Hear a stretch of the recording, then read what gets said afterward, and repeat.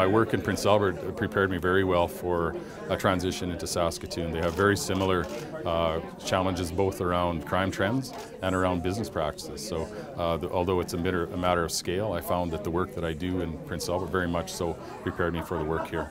We've got issues, as you know, locally in our province around addictive drugs. We need to, and those drugs are driving things like property crime, gang involvement, weapons calls.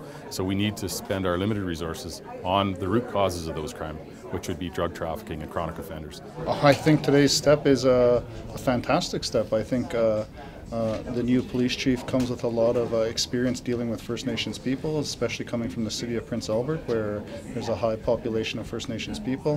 When I had my conversations with him earlier, we started talking about First Nations people right away. So that comes to a point where we really know that somebody like that is going to make a difference in the city of Saskatoon, because he's already coming in with some experience and with some knowledge. And you heard him today addressing the elders, which is very significant, and acknowledging the First Nations people.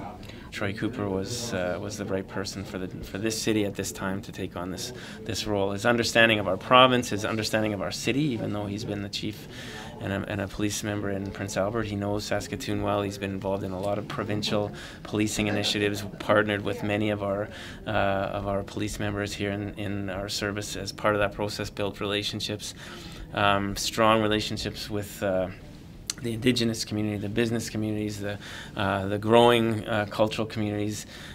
For Troy to come to the forefront as the best candidate, regardless of his background, he was the best candidate, and that's what we chose, because that was our mandate. Is that our mandate as the Saskatoon Board of Police Commissioners is to ensure that we provide or get the next police chief, and we believe that we've got the best candidate and person for this important position, regardless of background.